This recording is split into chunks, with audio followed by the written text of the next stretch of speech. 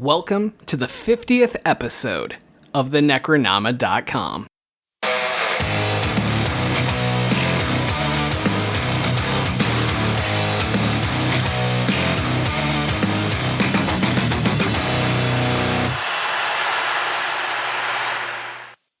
I am James Sabata, horror author, screenwriter, co-host of the podcast you're listening to right now, and I was gonna make a joke about the end of this movie, but I shan't. And I'm Don Guillory, author, historian, educator, and I was playing around in my yard early and I saw some slugs, and I walked the fuck back in my house. All right, so joining us today is author Danger Slater. Danger, welcome to the show. You wanna tell our listeners a little bit about yourself? Oh, sure. Well, they already know my name, so that's out of the way. Yeah, Damn it, I spoiled it.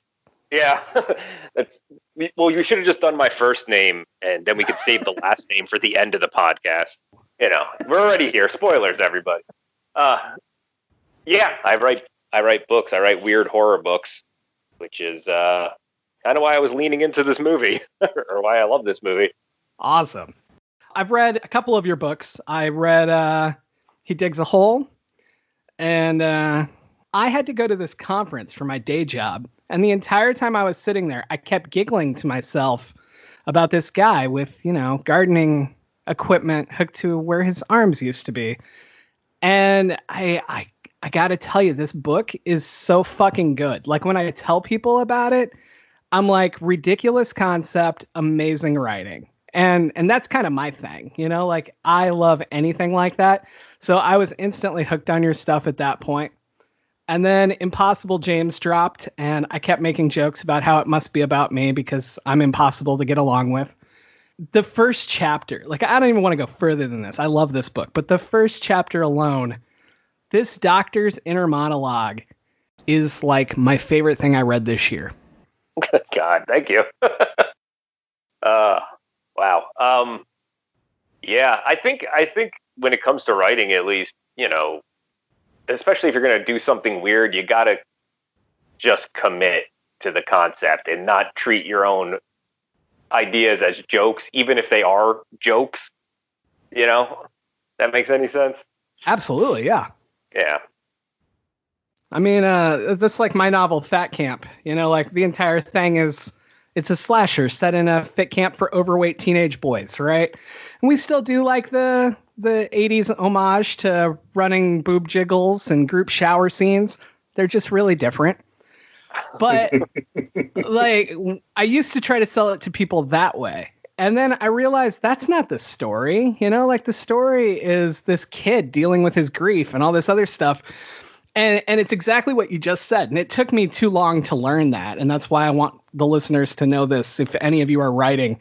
Like, once I really leaned into ridiculous premise, awesome storyline, like, I just feel like that's such a gold mine that not enough authors are exploring. But when I sit and I talk with authors have crazy ass ideas. And then they're like, but that would never sell. And I just want to say, it can sell, guys. Do it. Yeah, well, I mean, I've always been a fan of film, which is why I'm excited to be on the show and talk about movies. But when it comes to, like, my influence too, especially, and you'll see how this relates kind of back to this movie, like, my two biggest influences on my writing that come from film is Charlie Kaufman, who is probably one of the best screenwriters of all time. Yes. Eternal Sunshine of the Spotless Mind and Being John Malkovich and stuff. And then Lloyd Kaufman from Troma. So, so the two Kaufmans. And I try to, my own personal art, I try to find that medium where those two guys would meet and go, that's where I'm going to create things. That's awesome. Yeah. Obviously, we're here to talk about society today. I'm going to start out by saying I fucking adored this. It is so up my alley of weird shit that just gets crazier as it goes. How did each of you feel about this? Obviously, Danger, you like it. Don, did you like this? Or I like my goofy 80s, campy slasher. Well, I guess this one isn't a slasher, but the campy 80s horror movies that give you a good number of the cliches, but then also give you something different. And this one worked for me. James, you asked me to record myself, reaction video for the last 30 minutes, and you were upset when you heard that my reaction did not change at any point throughout my viewing of the film, and that was heartbroken. I was enjoying myself. I wasn't expecting anything like, oh my God, the earth is going to open up and swallow everybody. I'm like, what the fuck does that have to do with any of this? It's just one of those things like if someone had said, hey, this movie's weird, I'm looking for some weird shit to happen. I would have been upset if, I don't know, you just realize that, oh, this guy is actually just dreaming all this shit, and or he's been high the entire time, and therefore none of this is real. It was just a dream. As opposed to what we get, which is, that was some weird shit. I'm glad I stuck with it. So let me change the question for you, Danger. Since you're the one that had seen this before, how many times have you seen this? And what was your first reaction the first time you saw it? Oh, well, I didn't watch this until maybe a year and a half ago. Okay. So this is only the second time I've watched it was to come on the show to talk about it. And the reason I actually suggested it is because I wanted to watch it again, and I'm like, well, this will give me a good excuse to actually, do that and not put anything else on. So yeah, I had heard of this movie just kind of on the periphery of just liking weird movies, 80s horror and stuff like that. And for some reason, I don't know, I just had never looked into it until, like I said, a year and a half ago. And man, I was blown away by how weird it gets and how committed to that entire last bit the movie is. Man, I want to know how many takes it took for that last scene. Because there's no way anyone had a straight face while they were doing that. Well, obviously, no one had a straight face while they were doing it, if you've seen the movie. You're in for something special when during the opening credits, it says surrealistic effects by Screaming Mad George. Yes. Right?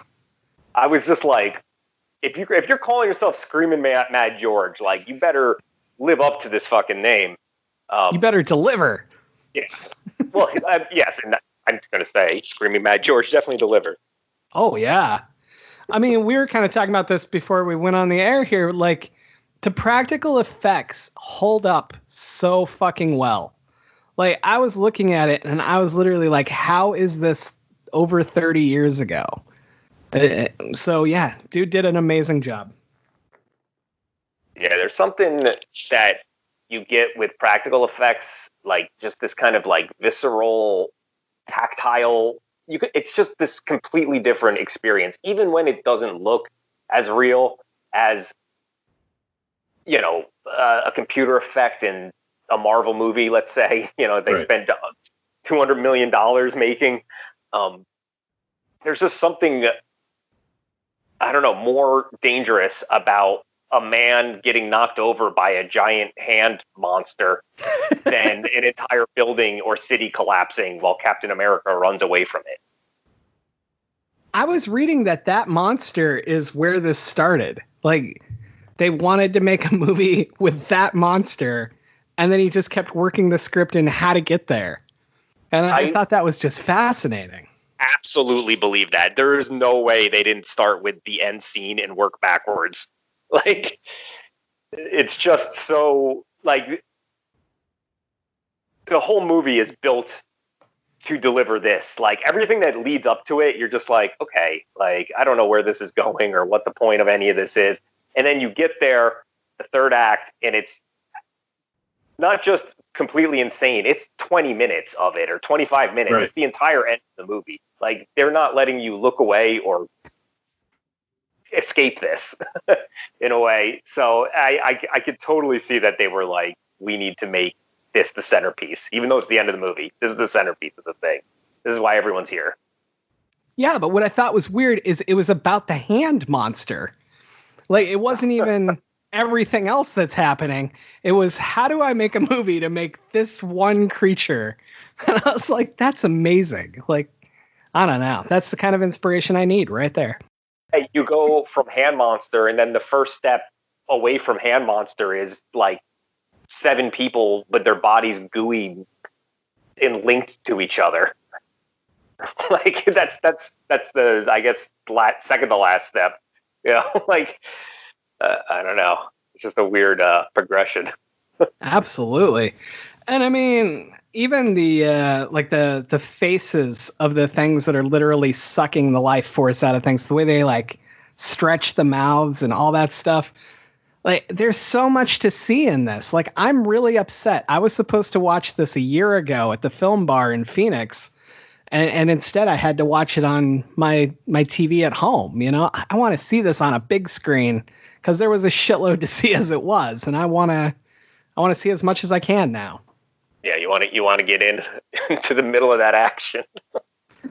Well, I mean, still from the safe distance of a theater, but you just got to worry if someone starts reaching over to you from the seat next to you. Be like, uh-oh, like what's about that? This theater. I would 100% do that to somebody. Like, just like reach back and like grab their hair. You know, hair is important. So this is not what they mean by interactive movie experience. Oh, this is why I keep getting kicked out of the film bar. Let's jump back to the beginning here. You know, this whole thing starts as a very, very 80s, 90s-esque horror film that we're used to, with not great writing, not great acting.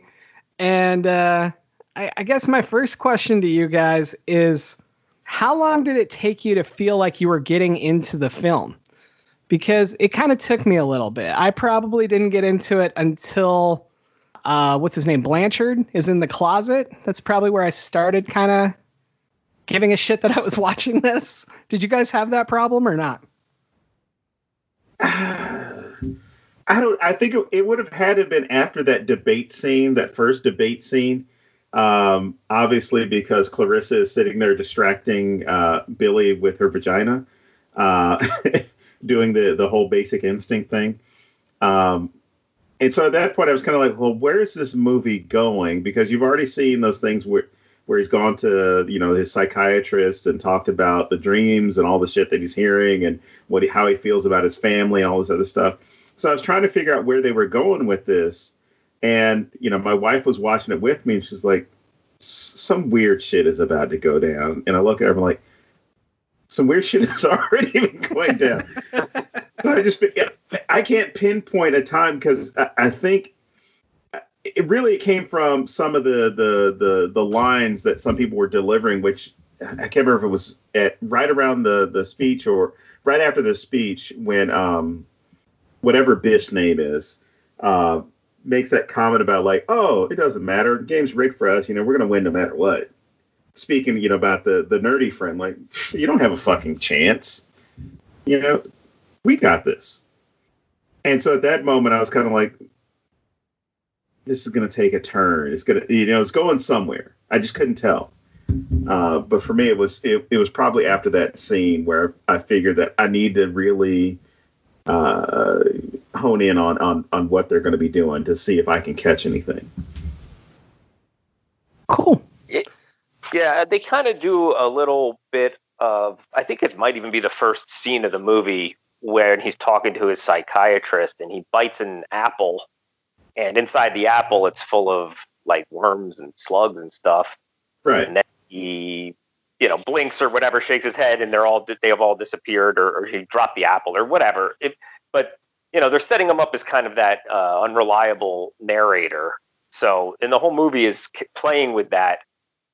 So I was pretty much on board almost immediately, because I'm like, well, I don't know what is real and what isn't. And obviously that's kind of the thrust of what they're going to be playing with, at least in the first 2 acts of the movie. You know, and then you get to that part where I think it's not soon after that where he walks in on his sister in the shower, and her butt is on backwards and she's moving all weird in the shower. Like you can't really see it too well because, you know, it's frosted glass. So he's unsure of what he's seeing, and the visual of it, for me and the audience is just so bizarre. You're just like, what the hell is that? Because it's kind of putting you in that same place as him, where you're not sure if what you saw is actually what's happening, or maybe it was, your eyes. It was just like, oh, I'm seeing things, or it's clearly not that. That must have been a mistake, or the way the camera was shooting it, or something. So the movie actually was really effective at putting you in Billy's place, at least in that point. Oh, yeah. You're like right in the same mindset as him. Well, and I like how they kind of screw with you at first with Blanchard, when he jumps on Jenny and he's holding her down. Like, she seems so helpless and such a victim, and you totally kind of buy into that. And you're like, what's with this guy? Like, he's hiding in her closet, then he's jumping on her. The whole family is like kicking his ass out, And I thought that was really effective. And then you get to the scene where she's backward and you're just like, what the fuck is happening here? That's such a great setup to send your mind one way and then just slingshot it in the other direction. And I adored it. I also want to say, I love that Billy spends so much of this movie accusing his family of incest, but like, he doesn't think it's weird at all to throw the shower open and look at his sister. Yeah, that was kind of weird. Yeah, whether she was backwards or not, that's a conversation that you have afterwards, unless, unless he really is trying to test out his theory of like, maybe I'm not their son, which was one that gets thrown around a couple of times where he has that doubt. But yeah, my wife, when she saw that, she's like, well, one, the chick is backwards. He opens it up, and her question is like, what the fuck was he expecting to see? Like, at worst case scenario, she shifted, but then best case scenario, you get to see your sister naked? Like, it's like, a lose-lose. What was your end game? This was not a well thought out plan. No, and it definitely wasn't to go get the sunscreen, because that was an in and out operation. It's most people keep their sunscreen in the shower too. Yeah, I hadn't considered that. Because it's just so shocking. You're not even asking the questions like, well, why would there be sunscreen there? You're just like, no, I'm more concerned about why this guy just walked in on his sister in the shower. Very strange. So then there's the beach scene, and this is where we get introduced to one of Don's favorite characters. The beach scene, you find out that Blanchard's like, I don't know if he's paranoid at this point. I don't know if he's causing problems or if he's legitimately trying to help, You just get frantic Blanchard like, I got this tape. You got to listen to it. We got to go somewhere else to hear it. And again, I like how they had set him up earlier as very aggressive. And then the next time we see him, he's so different, I feel like they're so good at twisting your expectations in this movie. And that almost didn't fit with me for the type of movie I feel like I'm watching in this moment. Well, I think with Blanchard, at least where I feel that you were going, was that now you're starting to get, as Danger was talking about, as far as how Billy is that unreliable narrator. Now you're starting to get an understanding that he is reliable because somebody else is here who's back, not necessarily backing him up, but at least is showing you as an audience member that some shit isn't as it seems, and no longer, oh, well, Blanchard was attacking my sister and he's crazy or any of this stuff.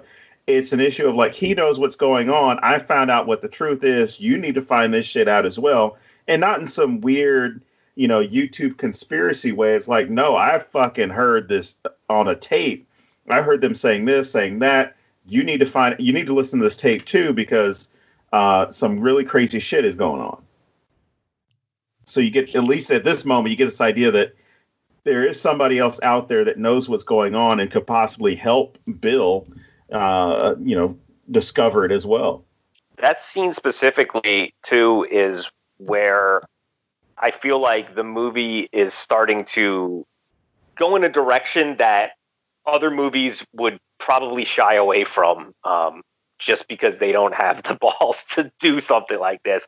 Because the contents of that tape is like, it's upsetting to hear because this, it's the mom and the dad talking about having sex with their daughter and then watching her have sex with her boy, with, some other guy and who's going to be her first. And then they're going to share her. And it's just like, I'm sitting there like, what the fuck? And my girlfriend was sitting next to me and she's just like, what are you making me look at or listen to right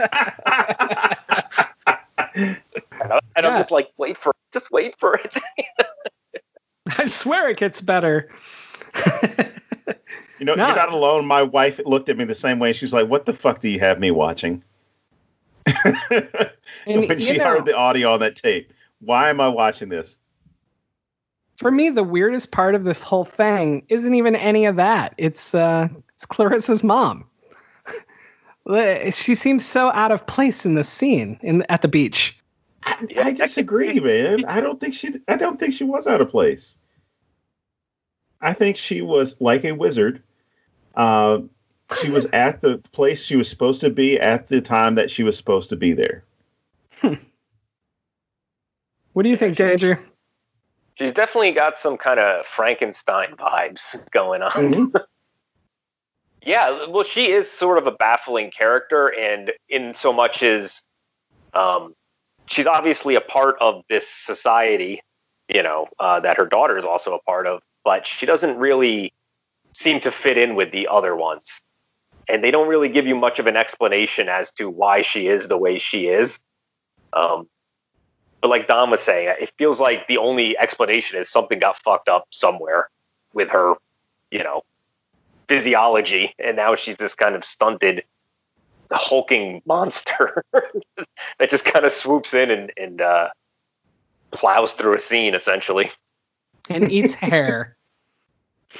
Yeah, maybe they feed her hair to, just kind of sate her. Like, she doesn't need to shunt all the way.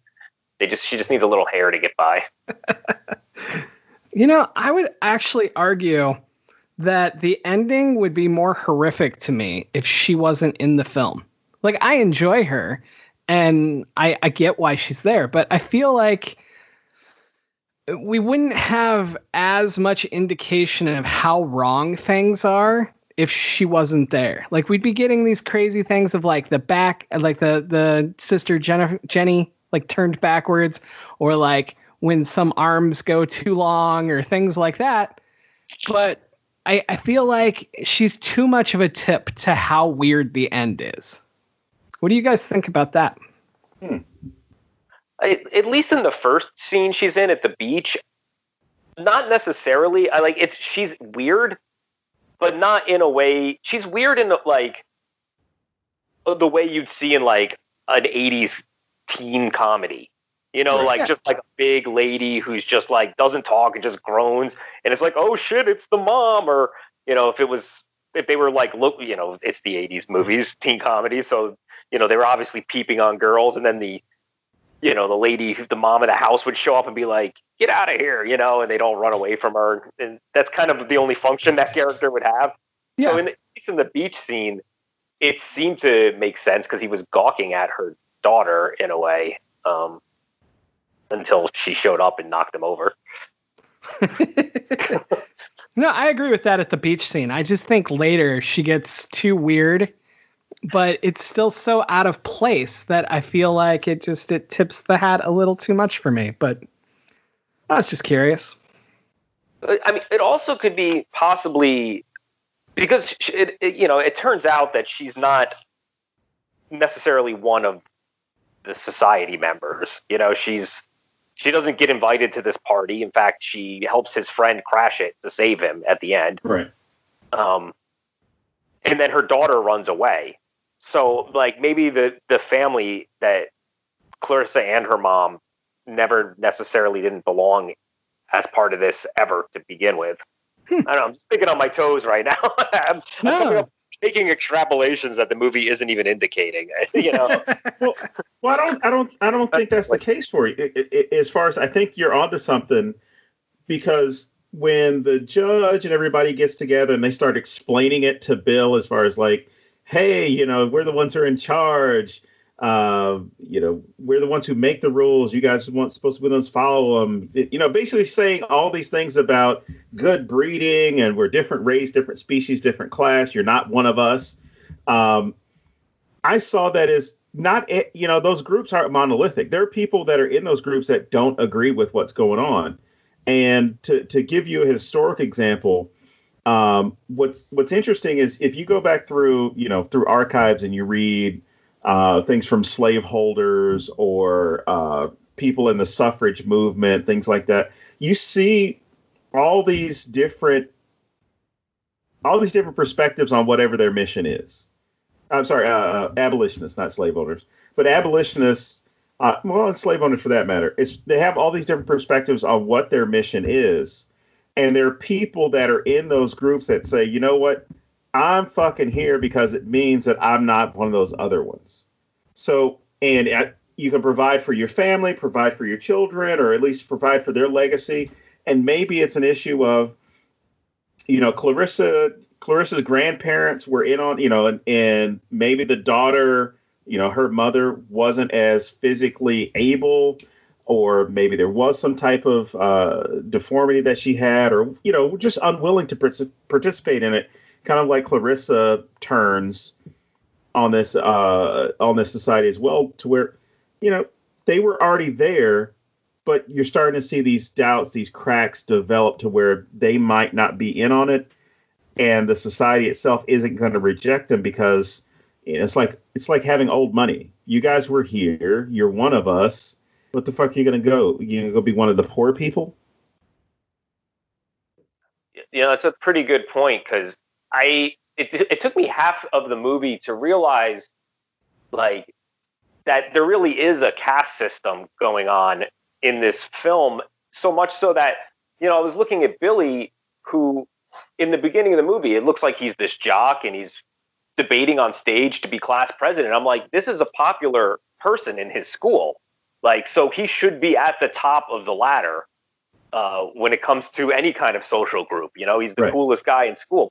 He's not. There's this other, even more elite group that he feels like he should be a part of, because his family's part of it, but he just can't get into, and it kind of pushes him into this sort of madness, or at least he thinks it's madness, as he tries to figure out how to be a part of something that is literally he can't even understand or ever be a part of. Well, even his girlfriend, Shauna, like, he's good enough for her until there's a party at Ferguson's house, like she's trying to climb up the social ladder. She's trying to use him to go tell Ferguson to invite them. The caste system becomes very evident that way. I hadn't really considered it until you were just talking, but Shauna was the first thing I thought of because she's very much trying to exploit that.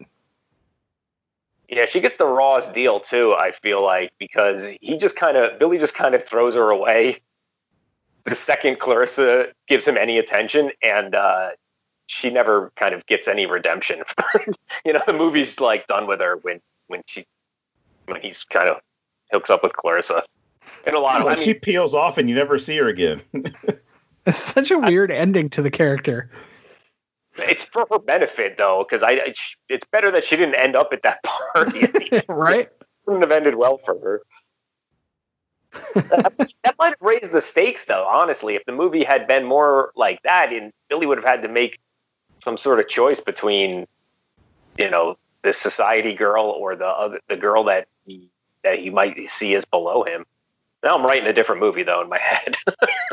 I've been writing a different movie since I started watching this movie. So, let's just talk about that really fast. How writers rewrite movies we watch. So, the big thoughts to me were, I thought Clarissa's mom would be more interesting if she had been one of the people that they had sucked the energy out of, and she was like the shell that's left behind.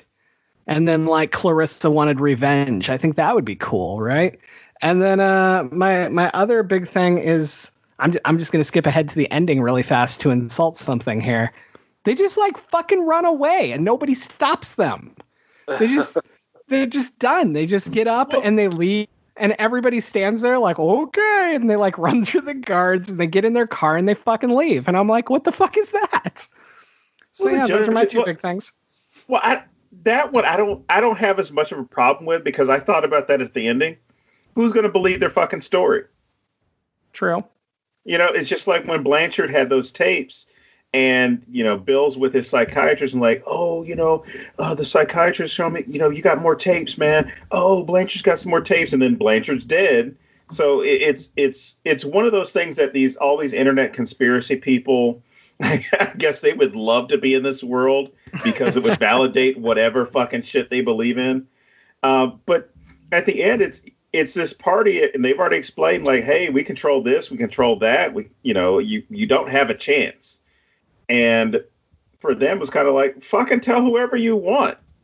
You know, hey, you know, Ferguson's gone. My biggest concern now is finding another intern, which I thought was hilarious. It's like, hey, I got an opening for an internship if you know anybody.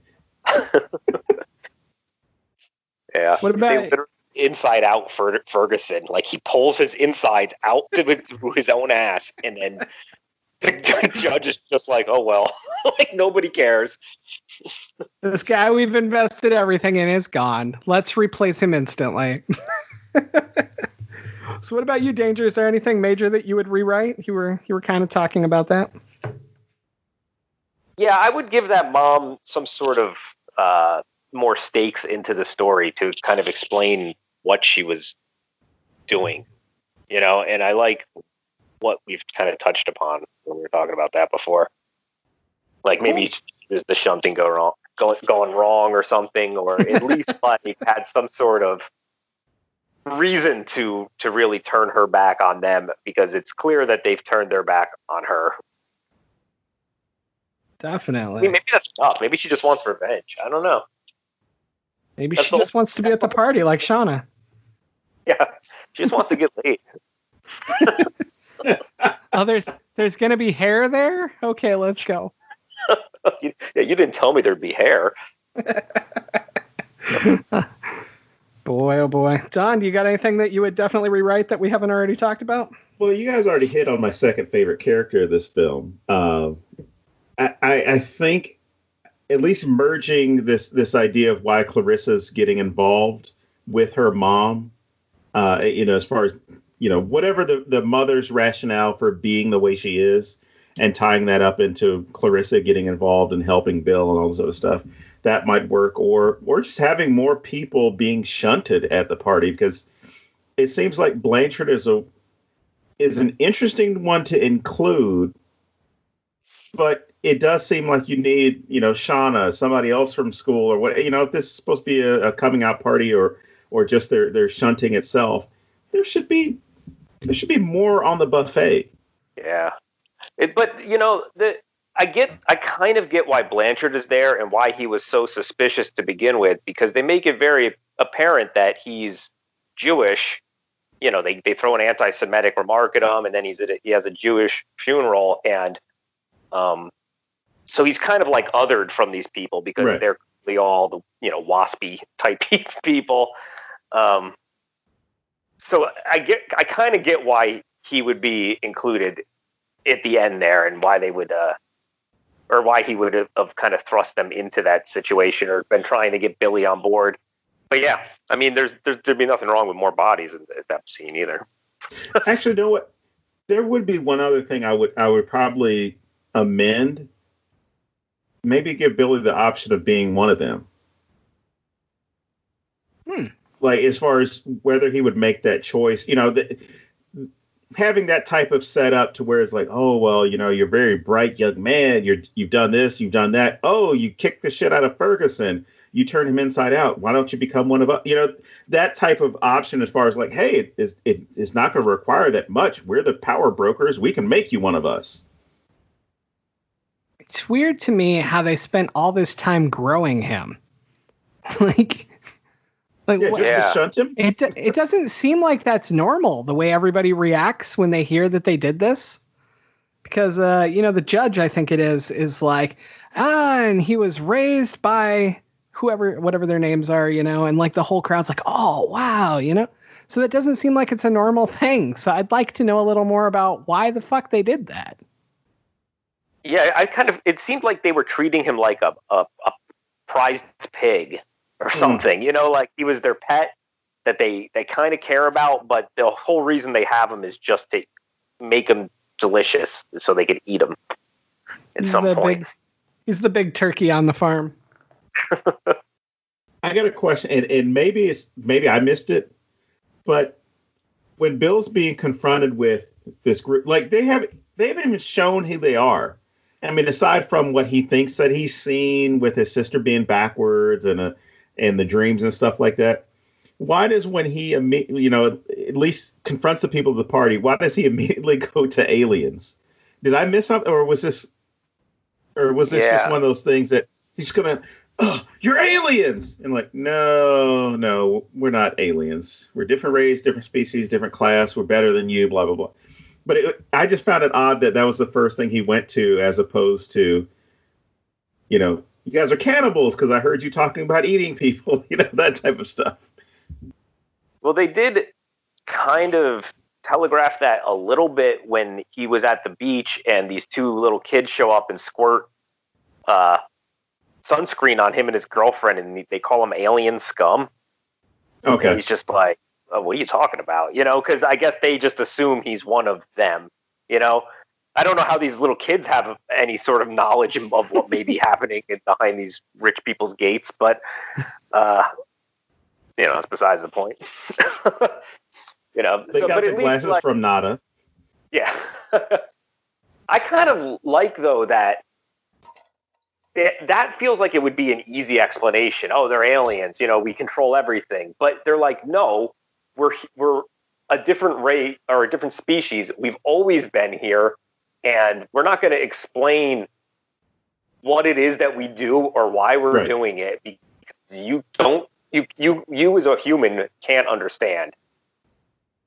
And yeah, I think it's like way more interesting and disturbing to think that, oh, this has always been going on, and if the indication is there's always been this kind of divide between the upper old money rich and pretty much everybody else. Like, it's not that big of a leap to go, yeah, they are a different species, or we aren't going to understand what they're doing, and this is just kind of like the schlocky horror answer to that. In fact, you know what this movie kind of reminded me of? A more modern movie was Sorry to Bother You. And I don't want to give away the ending to that movie because it's awesome, but it has a similar kind of like, what the fuck moment, and then just leans into, and it does hit on a lot of the same themes. Obviously, the filmmaker there is a person of color, so there's a whole other perspective that movie's coming from. But on the most basic level, it is just about different classes clashing with each other, and how the rich people are going to exploit and use everybody else for their advantage, and they're not going to ever have to answer to anyone. Well, and there's that whole aspect of collaboration too, as far as these willing participants in this, they're going to sell out people of their own background. That's why I was saying that whole thing about why wouldn't they offer it to Bill, or at least put that into the film, as far as that kind of choice of, hey, you can be with us, your job is going to be, I don't know, fucking finding people for us to shunt or some shit. But yeah, I love that movie. Sorry to bother you, because of all the elements, all the issues that it gets into, and yeah, the what the fuck moment where it really flips and you're like, holy shit, this is what was going on the entire time. I thought this was about telemarketing. Yeah. The only difference I think between that movie is the kind of the metaphorical aspects of it is what the movie's actually about. And I feel like this one is more about the what the fuck thing. And then they figured out how to stuff a story into it in a way that makes sense. Because I mean, it isn't a very, saying rich people are different from poor people or from just middle-class people or everyone else it's just been explored a lot. Right. It's not territory that writers and movies haven't gone into before. So, yeah, the ending of this movie is, instead of them going, we're going to, give you something different to think about, they're going to kind of just like bludgeon you with it in a way and make you look at it until you go, oh my God, this is the most disgusting thing I've ever seen. Like, and by extension, the way that rich people treat other people should be the most disgusting thing you've ever seen. Well, and I mean, they straight out say what it is, like Ferguson leans in and he's like, the rich have always eaten off of pieces of shit like you, It's so, it's almost too shoved down our throats in that aspect. I think it's just more about the vision of the filmmaker. Like this guy, Brian Usna, I think his name is, the director. Yeah. He worked with Stuart Gordon making like Reanimator and From Beyond.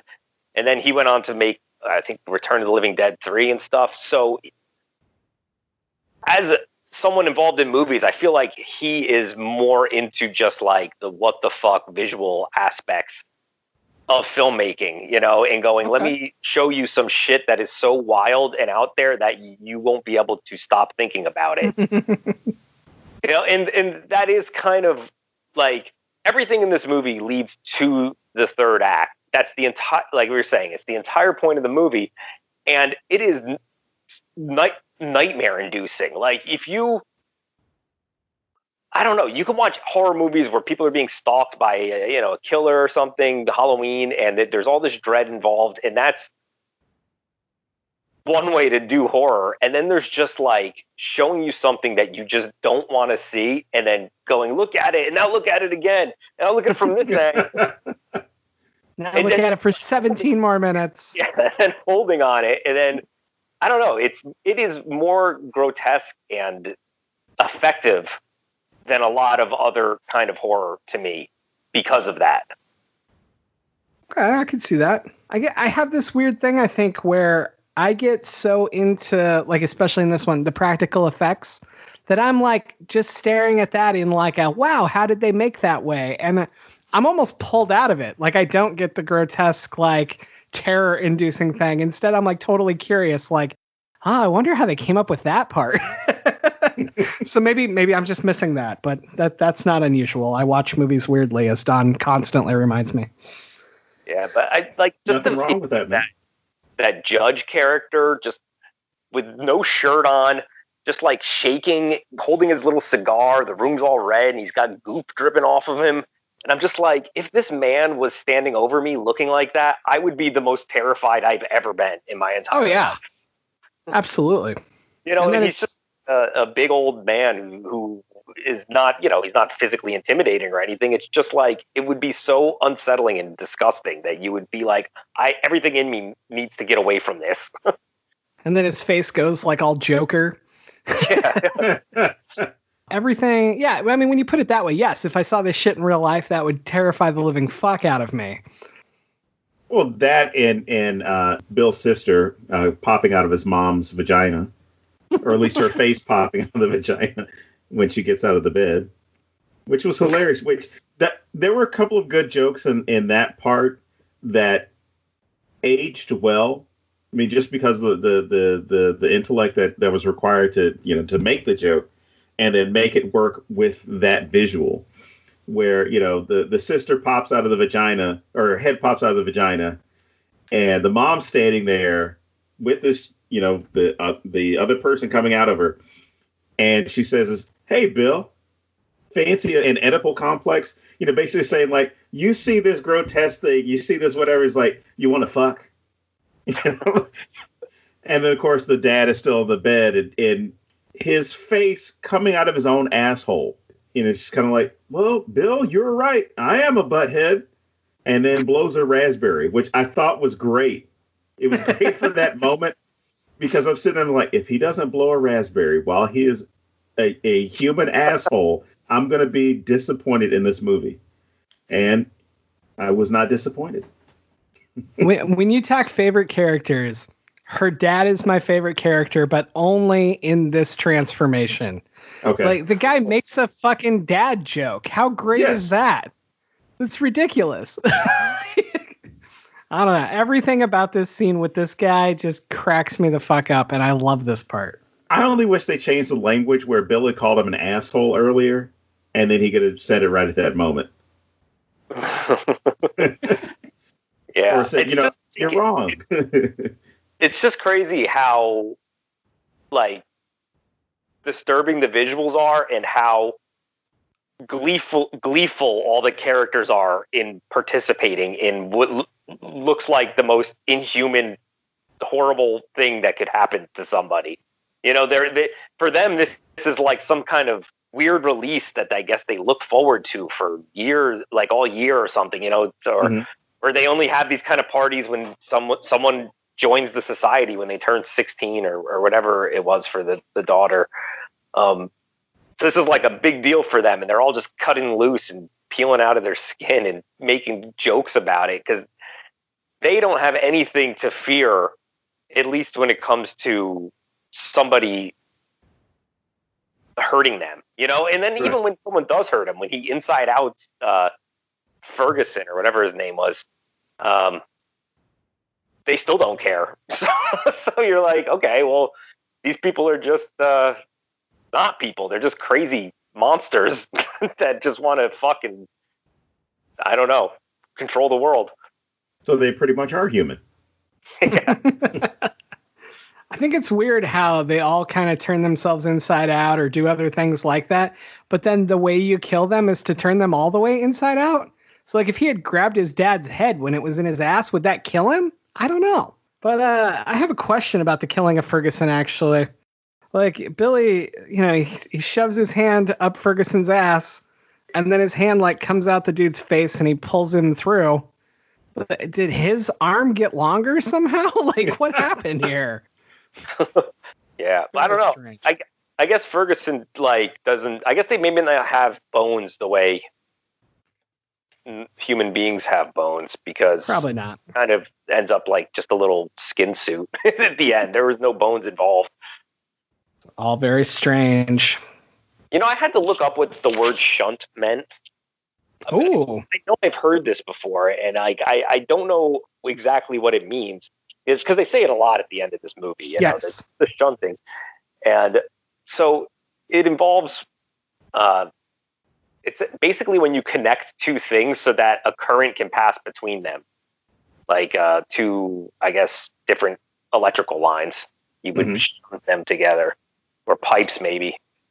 So, I mean, it makes sense what they're saying. I've never thought that would be something that two people could do. I guess in a way that's what sex is, but this is the most, demented form of sex anyone's ever imagined. Huh. Yeah. It hadn't even occurred to me to look it up.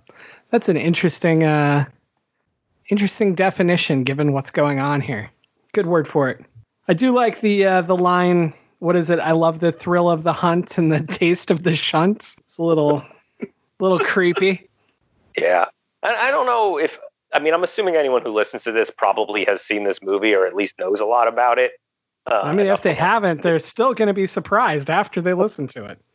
It's just but so much of this is actually played intentionally for comedy that it is a horror movie, but it's more of like a horror comedy. I was actually thinking about the fact that, we talk about the ending nonstop. Anybody who talks about this film talks about the end.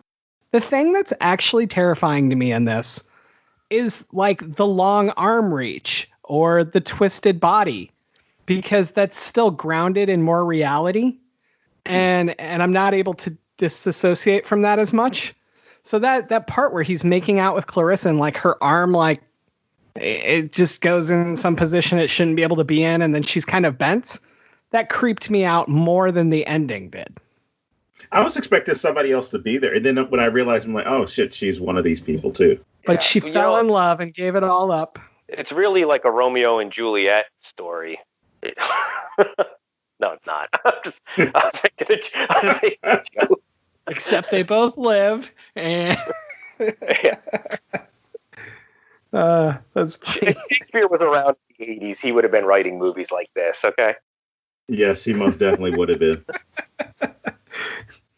What's with the weird hospital scene? Like, I feel like Billy totally changes from this scene. Okay, that's one part of the movie that confused the shit out of me. Yeah, how his complete demeanor and attitude changed, even though he's got somebody tell him like, "Hey, this is way too fucking easy. Your car was even there. Like, this doesn't make sense." Yeah, like if they were just going to eat him or consume him anyway, why would they go through the trouble of drugging him, sending him to a hospital just so he could leave the hospital and come back to where he was before? Right. I feel like there's got to be an easier way to do this. For juices, you know? Yeah. They get a kick off the adrenaline. But, yeah, like, even if you were going to send him to the hospital, like, Blanchard goes to the hospital. He gets delivered a different way.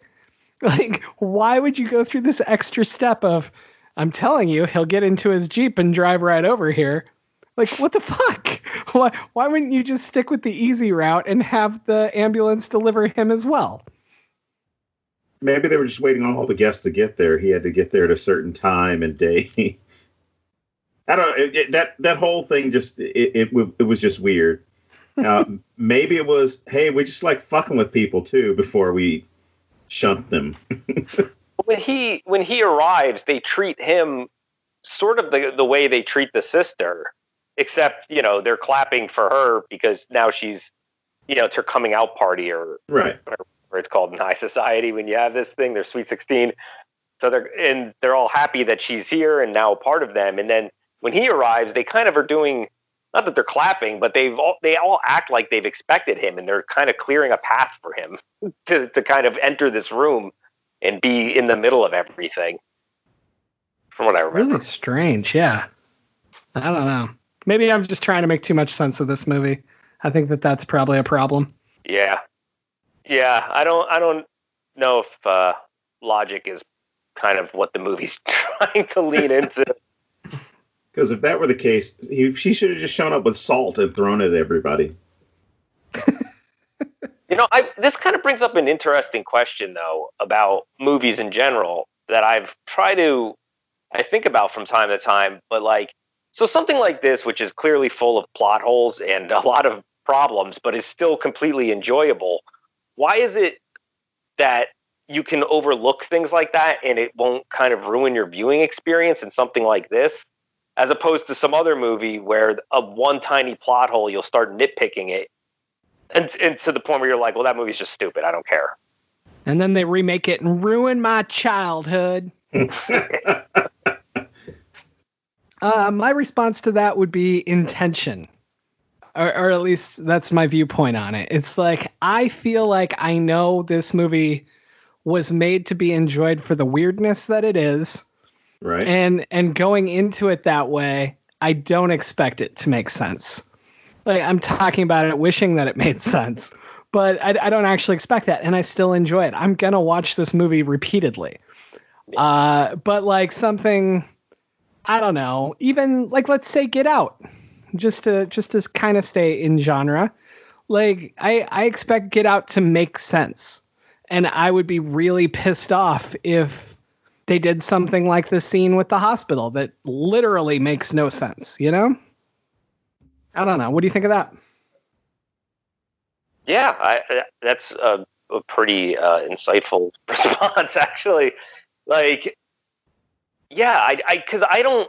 It honestly doesn't bother me at all that they drive him to the hospital and back, right? Like, in fact, if I am sitting there and I'm watching with my girlfriend and I say something like that, like, that's part of the fun of enjoying the movie, you know? Yes. And it's not like this is made to be intentionally bad or even is so bad it's good or any of that kind of, ironic viewing. Like, it's not that at all. It's just irrelevant that it doesn't make sense. Like, it's almost like, well, yeah, of course he has to do that so he can get to the party on time so that this insane scene can happen. Like, duh. How else would he find out about Blanchard? Yeah, movies are 90 minutes. If he didn't do that for 5 minutes, it would only be 85 minutes. That's why it happens. Like shit like that. Like, I'm going to start answering that way when people ask me stuff. Well, you see, movies are 90 minutes. I like that. But yeah, I feel like it's like hanging out with your friends. Like, you're in on the joke. You know? I don't know. Yeah, and I mean that's why I kind of put this in the realm of like a trauma movie. It's not as intentionally corny as maybe a trauma movie is, at least in terms of the humor. But then again, the dad calling himself a butthead while literally having a butt for a head might be as corny as a joke comes. So yeah.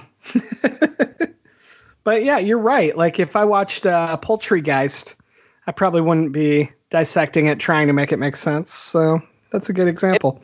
Poultrygeist, along the same lines, has a kind of point of view or political agenda of what it's trying to convey. It's not being subtle about it. And in fact, the fact that it's not subtle is part of what makes it so interesting. Definitely. These kind of movies, these corny, or these schlocky, dirty, gross 80s, specifically body horror movies. I mean, just for me, it's 80s movies in general. Like, it's not even just the really schlocky horror stuff. Like, there's this movie, Hard Ticket to Hawaii. I don't know if you've ever seen this or not, but it's one of those movies that I watched when I was like 11 because, hey, it was all like penthouse centerfold chicks in this movie, right? And they're all topless. So it was a fantastic movie when I was 11, 5 stars. And and there's like a fucking snake that explodes out of a toilet, and there's all kinds of just crazy fucking shit happening in this movie. But like I view it kind of the same way. Like it's just that crazy fucking 80s thing that was happening. Like I feel like everybody was just on so much cocaine that they were just making the craziest shit they could make. Because you had like, Blockbuster coming out and you had HBO going on and you had all these like new avenues for crazy ass films. And I feel like that whole era is just so fucking fantastic because people were just doing whatever the fuck they wanted. And so my point with this story is maybe I'm trying to make too much sense out of something that came out of that era.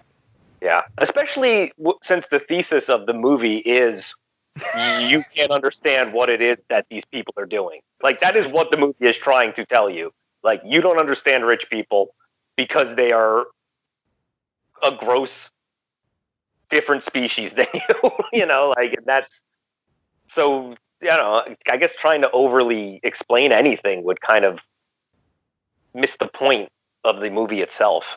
Definitely. And that note is exactly why I'm glad that they don't defeat it.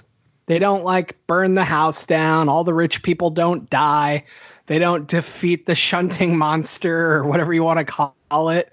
But I know I made fun of them just leaving, but it works both ways. Not only did society not try to catch them and bring them back, they didn't try to destroy it. They just left, And I like that because the rich have always been here and they will continue to be here. Yeah, I love it. I'm sorry, guys. I was sharpening my guillotine. You always say that, but you never behead anybody. I hope one day I'm the first. No, James, you're my alibi. You know what this movie reminds me of? Like if Cronenberg didn't take himself seriously. Like Videodrome is kind of this, not that it's about money and class and stuff like that, but it is about sex and body horror in a lot of ways. Yeah.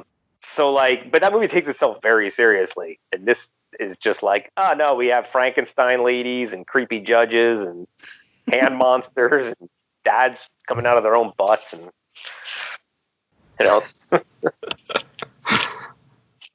Yeah, no, that's actually a really interesting comparison. I hadn't even considered that. Especially since it's like the same time period, so a lot of the effects kind of look the same. Not that, Cronenberg has a giant fuck monster, but there's people with their limbs all kind of bent out of shape and all this kind of slime on everything. Don, you got anything to add to that? No. I think everything I have would be NSFW. Don only watches certain kinds of movies. No. Hey, I got 20 tabs open right now, my friend. I kid. In the recording, all the porn playing in the background. Use up all the bandwidth. I don't know why you guys keep cutting out. All right, should we wrap this up, or do you guys have anything? When I was watching this last night, I was like, oh, this might be on the shorter side for one of your episodes, because I know, you talk about the social commentary and different films and stuff. That's the whole point of the podcast. And this one obviously has a social commentary. That's kind of why when you're like, think of a movie, I'm like, well, that's clearly a movie that's trying to say something. But the problem is it's only saying one thing, and it's saying it one way, and it does that the entire time, and that's it. So there really isn't a huge amount to talk about because there's no subtlety or subtext going on. It's just, this is what rich people do, and look, isn't this gross? No, I actually kind of thought the same thing when I watched it. Like, before I had seen it, I was like, I know the overall concept, so clearly it's going to be the rich people are evil and, whatever else we find. And then I was watching it and I was like, they didn't do anything else. This is weird. And I was even like, deep diving looking for stuff. Like, I was like, is Clarissa black? Did they excommunicate this lady because she had a black kid? Is that what's going on here? But then, like, I found out the actress is, like, her family's from Spain. Like, I was like, well, that doesn't work. Like, unless they hate people from Spain. But, like, but the thing is, like, with this podcast, as much as we focus on social commentary, like, I also feel like occasionally we just have to talk about the weirdness of film in general. And this really fits with that. And not even like just something like this. Like, all film is kind of weird. And it's all somebody's vision of either intentionally talking about social commentary or just, like, every experience that we have affects us and it controls how we view things. And so I think even something like this, where there isn't a ton of social commentary, it really fits in because it's still capturing the time and it's still capturing, like, what people were thinking. And it's kind of a time capsule to look at it now and be like, wow, we're still fucking thinking this, but it's a little different. So I don't have any issue with you saying that it would be too short because there's only a couple things or anything like that. I still think this was a great film to look at and rip apart and make fun of and enjoy. So definitely I'm happy with it. Good. Glad I picked something that you guys weren't just like, this is horseshit. What's wrong with this guy? And then I'd be kind of trying to defend my own taste, just like, oh, it's fun, I guess. But even I shared I wrote a little review on Letterboxd when I was done watching this, and I shared it on Facebook, and like, all these people liked and commented on it more than normally do. Sometimes I'll post a little review and no one gives a shit because they don't know the movie I'm talking about. But anyone who's seen this is just like, love this. So much fun. This movie's crazy. Like, everyone was into it. And I think it's just fun to have these kind of movies that aren't trying so hard to deliver a point, that they're more about the experience of the movie and not so much what the movie is trying to do in terms of change the world or whatever. Yeah. And I mean, that's a reflection of society, right? I couldn't resist that.